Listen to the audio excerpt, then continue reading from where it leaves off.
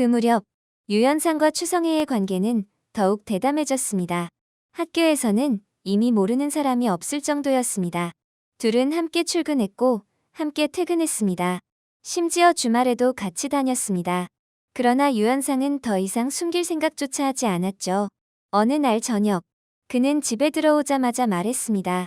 우리 이제 정리하자. 저는 이미 예상하고 있었습니다. 이혼 이야기인가요? 그래. 좋아요. 유연상은 순간 놀란 표정을 지었습니다. 이혼하죠. 당신도 원하고 저도 원해요.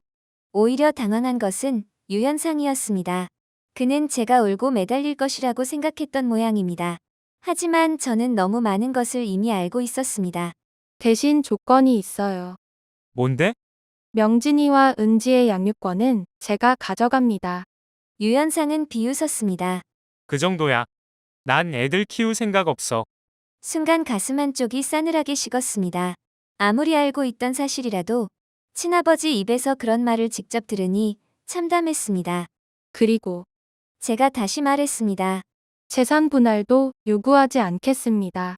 이번에는 유연상이 크게 웃었습니다. 그거야말로 잘 생각했네. 그의 눈빛에는 승리감이 가득했습니다. 마치 모든 것을 차지한 사람처럼. 하지만 진짜 승자는 아직 정해지지 않았습니다. 한 달 후, 협의이혼 절차는 모두 끝났습니다. 법원에서 마지막 도장을 찍고 나오는 날, 저는 이상하게 눈물이 나지 않았고 슬픔도 없었습니다. 오히려 긴 터널 끝에 도착한 기분이었지요. 유연상은 법원 앞에서 추성혜를 기다리고 있더군요. 두 사람은 제 앞에서도 손을 잡더니 차를 타고 떠났습니다. 그 모습을 보며 저는 조용히 하늘을 올려다보았습니다. 아버님, 마음속으로만 중얼거렸습니다. 약속 지키고 있습니다. 며칠 뒤 드디어 제가 그 집을 떠나는 날이 왔습니다. 짐이라고 해봐야 얼마 되지 않았습니다. 아이들 옷, 책 몇 권, 장난감, 그리고 제 개인 물건들. 작은 용달차 한 대면 충분했습니다. 아들 명진이는 상황을 제대로 이해하지 못했습니다. 엄마. 응? 우리 여행 가는 거야? 저는 억지로 웃었습니다. 그래. 여행 가자. 어디로 가? 외할머니 집. 명진이는 좋아했습니다. 와. 외할머니 보고 싶다. 반면 4살이 된 은지는 제 손을 꼭 붙잡고 있었습니다. 아이는 본능적으로 뭔가를 느끼고 있는 것 같았지요. 짐을 싣는 동안 서춘자는 거실에 앉아 있었고 한 번도 도와주지 않았습니다. 오히려 비웃는 표정으로 저를 바라보고 있더니 제가 마지막 가방을 들고 나오자 그녀가 자리에서 일어났습니다. 그리고 저를 향해 다가오더군요. 드디어 가는구나. 저는 아무 말도 하지 않았습니다. 솔직히 말해서 그녀는 비웃었습니다. 속이 다 시원하다. 근본 없는 년이 우리 집에 들어와 있는 꼴을 보는 것도 지긋지긋했어. 저는 여전히 침묵했습니다. 내가 아무리 선생이면 뭐하니? 가난한 집안 출신인 건 안 변해? 순간 제 주먹이 꽉 쥐어졌습니다. 하지만 참았습니다. 왜냐하면 유철민 이사장과의 약속이 있었기 때문입니다. 절대 감정적으로 행동하지 말 것. 절대 정체를 드러내지 말 것. 그때 현관문 밖에서 누군가 들어왔는데 추성혜였습니다. 화려하게 차려입은 모습이죠. 마치 자신이 새로운 안주인이라도 된 것 같았고 그녀는 저를 보더니 미소를 지었습니다. 안녕하세요. 저는 대답하지 않았습니다. 잘 가세요. 그녀가 웃으며 말했습니다. 아이들 키우느라 힘드시겠어요. 그 말에는 조롱이 섞여 있었습니다. 서춘자는 깔깔거리며 웃었고 유연상도 웃었습니다. 세 사람이 함께 웃고 있는 모습을 보며 저는 문득 이상한 생각이 들었습니다. 저 사람들은 지금 자신들이 승리했다고 믿고 있구나. 제가 용달차에 오르려는 순간 뒤에서 무언가가 흩날렸는데 돌아보니 서춘자가 소금을 뿌리고 있었습니다. 액땜이다. 그녀가 소리쳤습니다. 다시는 돌아오지 마라. 명진이가 놀란 표정으로 물었습니다. 엄마. 할머니 왜 저래? 저는 아이의 머리를 쓰다듬었습니다. 괜찮아. 그리고 마지막으로 그 집을 바라보았습니다. 10년 가까이 살았던 집. 웃음도 있었고 눈물도 있었던 집. 하지만 이제 더 이상 제 집이 아니었습니다. 용달차가 골목을 벗어날 때 2층 창문에서 누군가 저를 바라보고 있었습니다. 유철민 이사장이었죠. 창문 커튼이 살짝 움직였는데 그는 여전히 치매 환자 연기를 하고 있었습니다. 하지만 저는 알 수 있었죠. 그가 저를 보고 있다는 것을, 그리고 마지막 인사를 하고 있다는 것을. 저는 아무도 모르게 고개를 숙였습니다.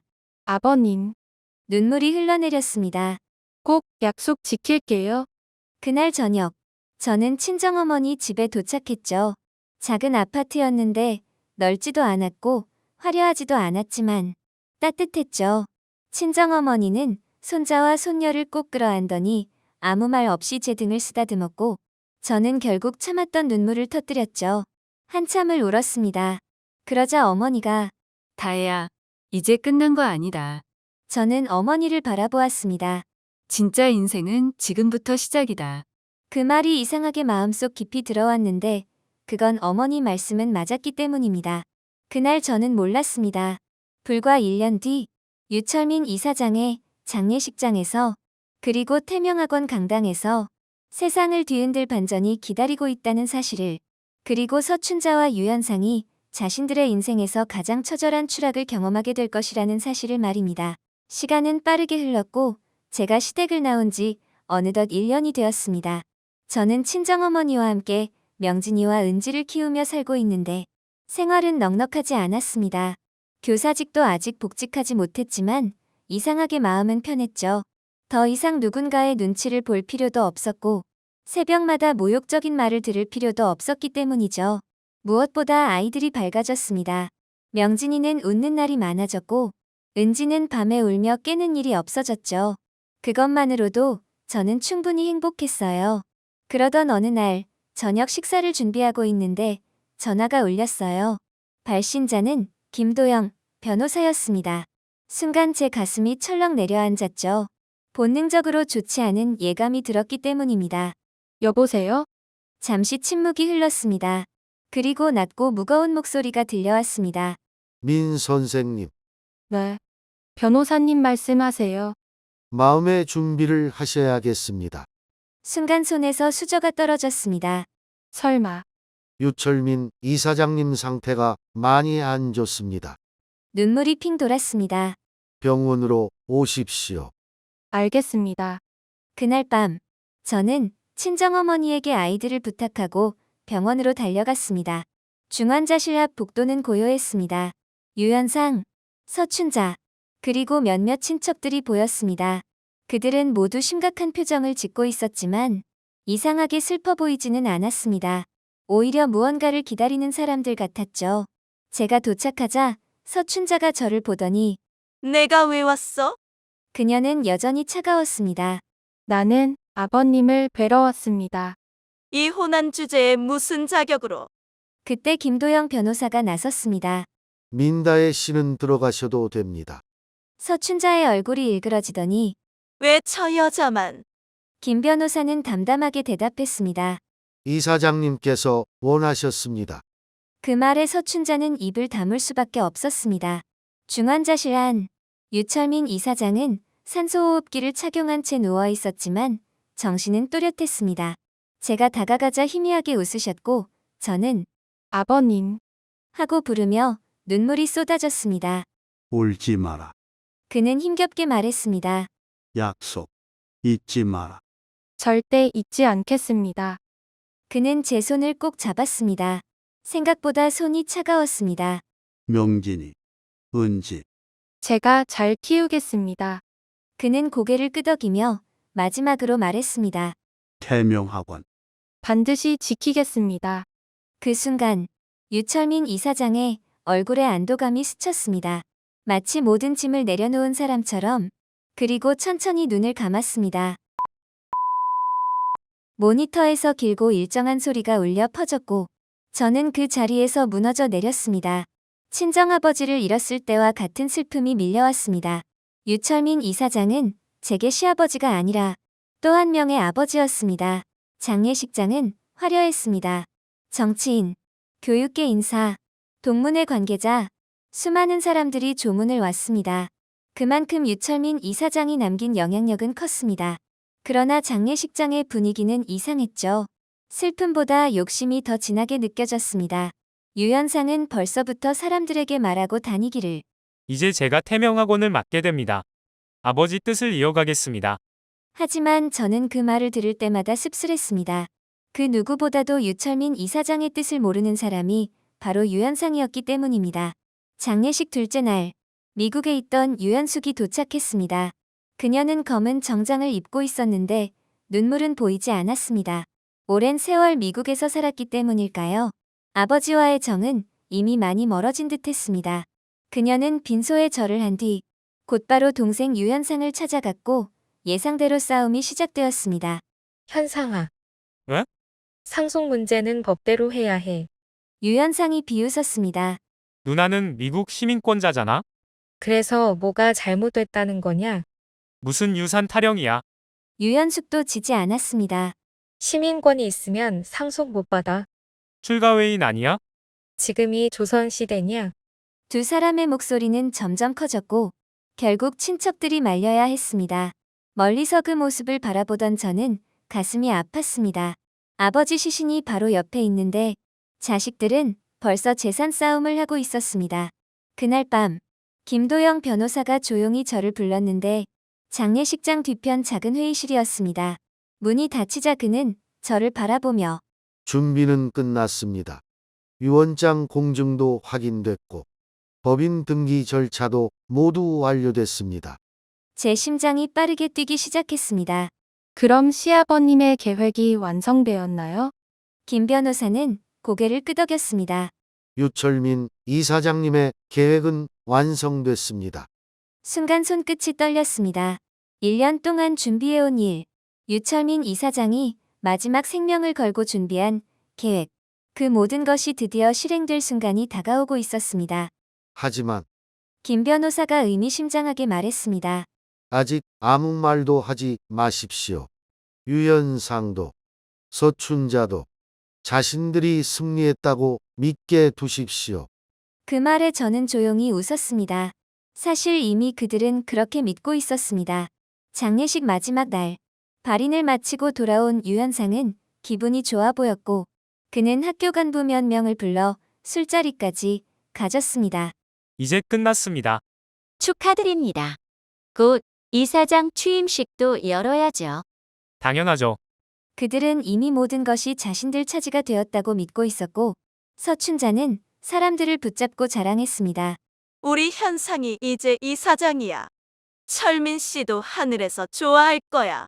그 말을 들으며 저는 속으로만 생각했습니다. 아버님이 지금 들으셨다면 얼마나 분노하실까? 며칠 후 태명학원 강당, 수백 명의 교직원과 학교 관계자들이 모였습니다. 무대 위에는 대형 수막이 걸려 있었죠. 제2대 태명학원 이사장 취임식. 그 아래에는 유현상의 이름이 적혀 있었습니다. 유현상은 새 양복을 입고 환하게 웃고 있었고 서춘자는 맨 앞줄에 앉아 있었습니다. 마치 자신이 여왕이라도 된 듯한 표정이었죠. 그리고 아무도 몰랐습니다. 바로 그 순간 태명학원 정문 밖으로 검은 승합차 여러 대가 들어오고 있다는 사실을, 그리고 그 차 안에는 유철민 이사장이 남긴 마지막 한 수가 타고 있다는 사실을, 그 한 수가 몇 분 뒤 모든 사람들의 운명을 완전히 뒤바꾸게 될 것이라는 사실을 말입니다. 태명학원 강당은 축제 분위기였습니다. 무대 중앙에는 붉은 카펫이 깔려 있었고 양옆에는 축하 화환이 끝없이 늘어서 있었습니다. 교직원들과 학교 관계자들은 정장을 차려입고 자리를 가득 메웠습니다. 일부 사람들은 진심으로 기뻐하고 있었지만 일부는 어딘가 불안한 표정이었습니다. 왜냐하면 그들도 알고 있었기 때문입니다. 유현상이 과연 태명학원을 이끌 자격이 있는 사람인지 말입니다. 그러나 아무도 입 밖으로 말하지는 않았습니다. 지금 이 순간만큼은 유현상이 차기 이사장이 되는 것이 기정사실처럼 보였기 때문입니다. 사회자가 단상으로 올라왔습니다. 지금부터 제2대 태명학원 이사장 취임식을 시작하겠습니다. 박수가 터져 나왔습니다. 유현상은 자신만만한 표정으로 일어났습니다. 그는 넥타이를 고쳐 매며 단상으로 걸어 올라갔고 서춘자는 감격한 표정으로 아들을 바라보았습니다. 눈가에는 눈물까지 맺혀 있었죠. 우리 현상이 그녀는 옆 사람에게 자랑스럽게 말했습니다. 결국 해냈어. 그러나 바로 그 순간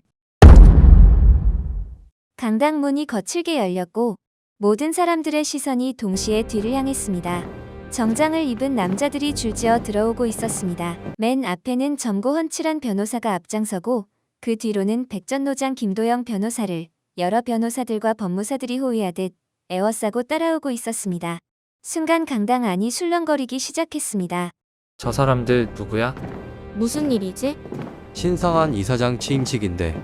유현상의 얼굴이 굳어졌습니다. 뭐 하는 겁니까? 그는 마이크를 잡고 소리쳤습니다. 지금 행사를 방해하는 겁니까? 그러자 김도영 변호사를 수행해온 젊은 변호사가 단상 앞으로 걸어 나오더니 또렷한 목소리로 말했습니다.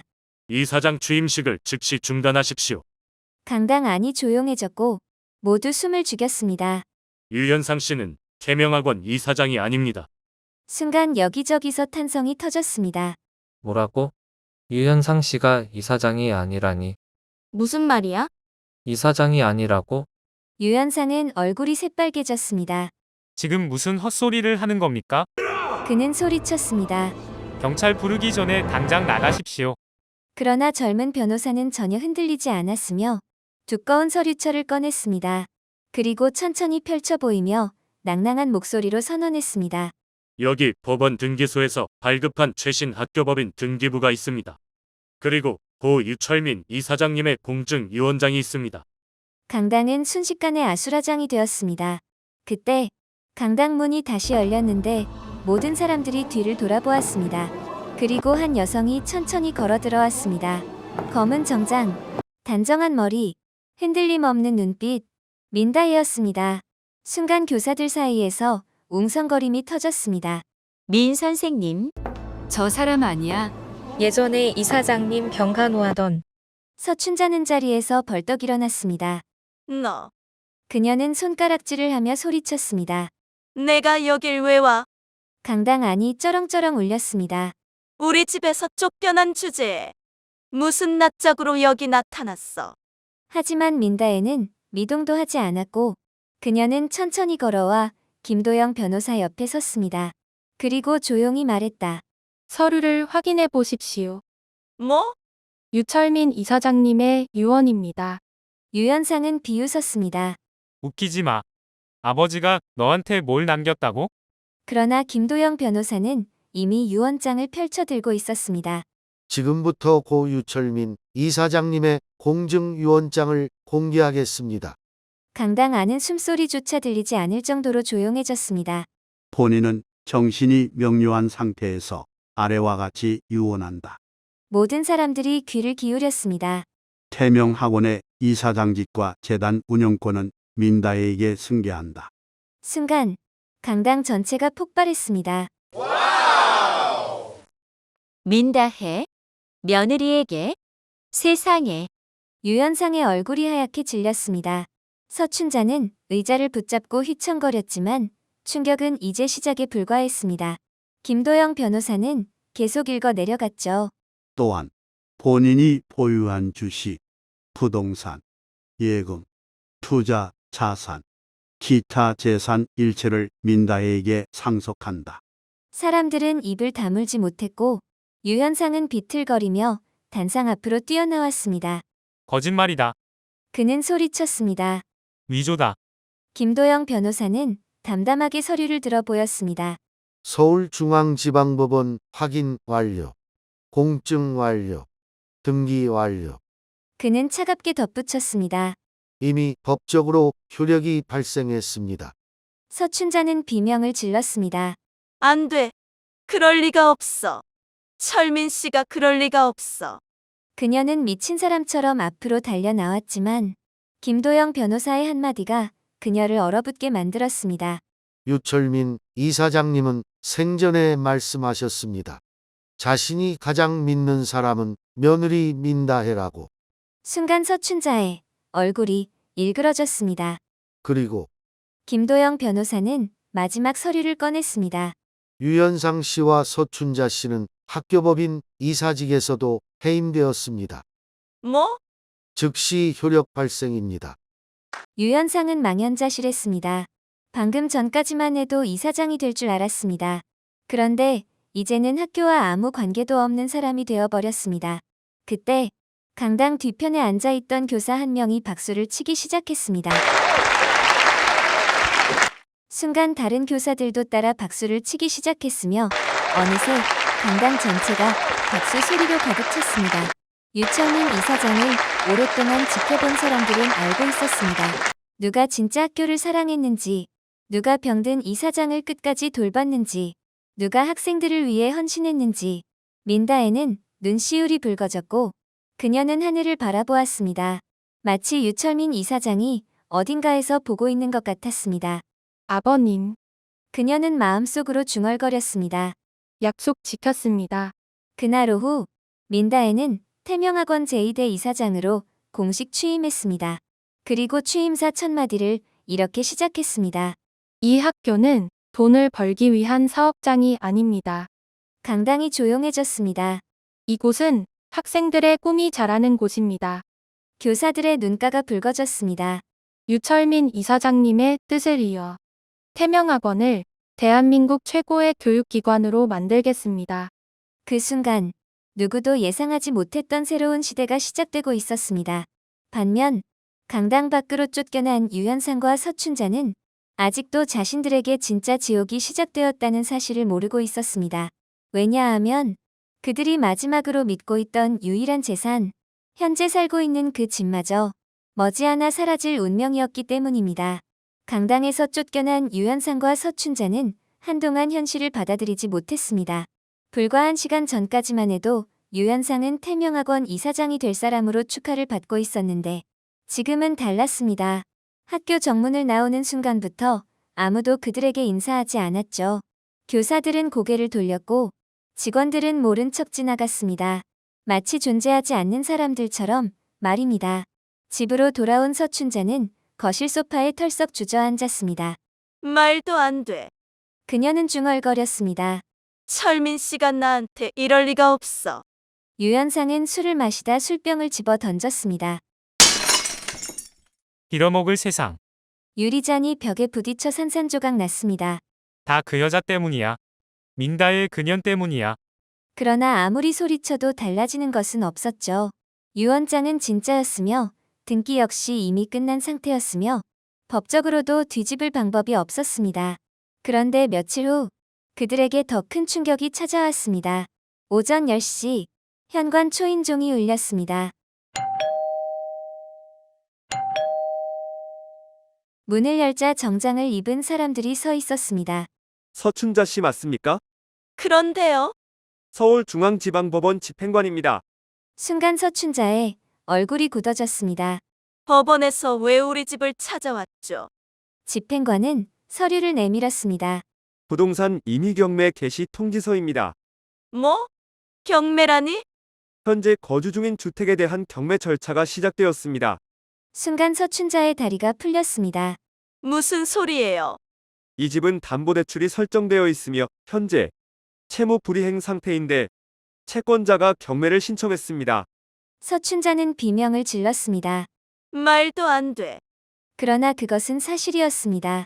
사실 서춘자는 유철민 몰래 큰 실수를 저질렀죠. 아니, 실수라기보다는 욕심이었습니다. 1년 전 그녀는 내연남 김대만의 말을 믿었죠. 김대만은 50대 후반의 건설업자 행세를 하는 사람입니다. 적어도 그렇게 자신을 소개했습니다. 춘자 씨, 그는 달콤하게 말했습니다. 이번 사업은 확실합니다. 자기, 정말이야? 그럼요. 투자만 하면 최소 2배, 2배? 그는 웃었습니다. 아니, 3배도 가능합니다. 그 말에 서춘자는 눈이 멀었습니다.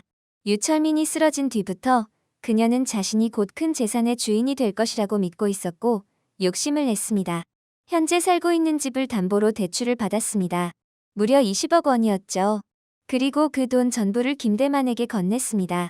하지만 그 사업은 처음부터 사기였습니다. 김대만은 전문 사기꾼이었습니다. 여러 여성을 속여 돈을 뜯어낸 전력이 있었는데 서춘자는 그것을 몰랐습니다. 아니, 알고 싶지 않았습니다. 돈에 눈이 멀어 있었으니까요. 태명학원을 잃은 지 열흘 후 결정적인 소식이 들려왔죠. 김대만이 해외로 도주했다는 것이었습니다. 그것도 투자금 전액을 챙긴 채 서춘자는 그 자리에서 비명을 지르며 그대로 쓰러졌습니다. 응급실로 실려갔지만 의사는 단순 쇼크라고 말했습니다. 그러나 진짜 문제는 그 이후였죠. 20억 원은 사라졌고 집은 경매에 넘어갔고 갚을 돈은 남아 있었습니다. 그 무렵 유현상도 또 다른 배신을 당하고 있었는데 추성이었습니다. 유현상은 여전히 그녀가 곁에 남아 있을 것이라고 믿었고 심지어 결혼까지 생각하고 있었습니다. 어느 날 그는 꽃다발을 사들고 추성애의 아파트를 찾아갔는데 문을 열어준 사람은 낯선 남자였습니다. 누구세요? 성혜 씨를 만나러 왔는데요. 댁은 누구시죠? 남자는 어이없다는 표정을 지었습니다. 성혜요? 네. 추성혜 씨요. 이사 갔는데요. 순간 유현상은 얼어붙었습니다. 어디로요? 모릅니다. 그때 뒤에서 아주머니 한 분이 말했습니다. 아, 그 여자? 몇 주 전에 부자 사업가랑 같이 나가던데? 뭐라고요? 외제차 타고 결혼한다는 소리 들었어요. 순간 유현상의 얼굴이 하얗게 변했습니다. 그날 밤 유현상은 술에 취해 길거리를 헤맸고 그는 그제야 깨달았습니다. 추성애는 자신을 사랑한 것이 아니었다는 사실을. 태명학원 차기 이사장이라는 자리를 사랑했던 것입니다. 학교도, 돈도, 재산도 모두 잃어버린 순간 그는 버려졌습니다. 마치 자신이 민다혜를 버렸던 것처럼. 몇 달 후 결국 집 경매가 완료되었고 서춘자와 유현상은 집을 비워야 했습니다. 20년 넘게 살던 집, 유철민이 평생 일에 마련한 집. 그 집에서 쫓겨나는 날, 서춘자는 대문 앞에서 주저앉아 울었습니다. 철민 씨, 그녀는 처음으로 남편 이름을 불렀습니다. 내가 잘못했어요. 하지만 이미 늦었습니다. 죽은 사람은 돌아오지 않았고 기회도 돌아오지 않았습니다. 그들이 새로 얻은 집은 지하 단칸방이었습니다. 창문도 작았습니다. 햇빛도 거의 들지 않았습니다. 비가 오면 눅눅한 냄새가 올라왔습니다. 겨울에는 추웠고 여름에는 더웠습니다. 서춘자는 밤마다 울었고 유현상은 술에 의지했습니다. 그리고 두 사람은 매일같이 서로를 원망했습니다. 모두 엄마 당신 때문이야. 아니야. 내가 문제였어. 내가 왜 그 여자랑 이혼하게 놔뒀어. 당신이 김대만한테 돈만 안 줬어도. 좁은 단칸방에서는 늘 싸움 소리와 한숨 소리가 흘러나왔습니다. 반면 태명학원은 달라지고 있었습니다. 민다혜 이사장은 학교 운영을 정상화했으며 장학금을 늘렸습니다. 교사들의 처우를 개선했고 학교폭력 예방 프로그램도 강화했습니다.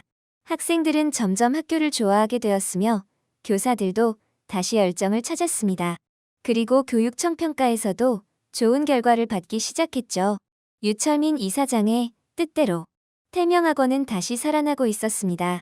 어느 봄날 민다혜는 새로 이사한 집 마당에서 아이들과 놀고 있었습니다. 친정어머니는 웃으며 꽃에 물을 주고 있었고 명진이는 축구공을 차고 있었습니다. 은지는 웃으며 뛰어다녔습니다. 그 모습을 바라보던 민다혜는 문득 하늘을 올려다보았는데 푸른 하늘, 따뜻한 햇살, 그리고 봄바람. 그녀는 조용히 미소 지었습니다. 아버님, 마음속으로 속삭였습니다. 약속 지켰습니다. 명진이도 잘 크고 있어요. 은지도 건강하고 태명학원도 지켜냈어요. 순간 따뜻한 바람이 그녀의 머리카락을 스쳐 지나갔습니다. 마치 유철민 이사장이 잘했다. 라고 말하는 것 같았습니다. 민다혜는 눈시울이 붉어졌지만 웃었습니다. 이번에는 슬픔의 눈물이 아니었으며 감사의 눈물이었습니다. 사람은 종종 착한 사람을 약하다고 생각합니다. 하지만 진짜 강한 사람은 남을 짓밟는 사람이 아니라 끝까지 자신의 양심을 지키는 사람입니다. 유현상과 서춘자는 욕심을 선택했고 모든 것을 잃었습니다. 반면 민다혜는 희생을 선택했지만 결국 가장 소중한 것들을 얻었습니다.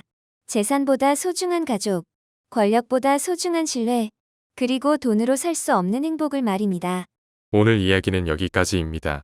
여러분은 어떻게 생각하시나요? 민다혜의 선택은 옳았을까요? 댓글로 여러분의 생각을 들려주세요. 오늘 이야기가 마음에 드셨다면 구독과 좋아요도 부탁드립니다. 다음 이야기에서 다시 찾아뵙겠습니다.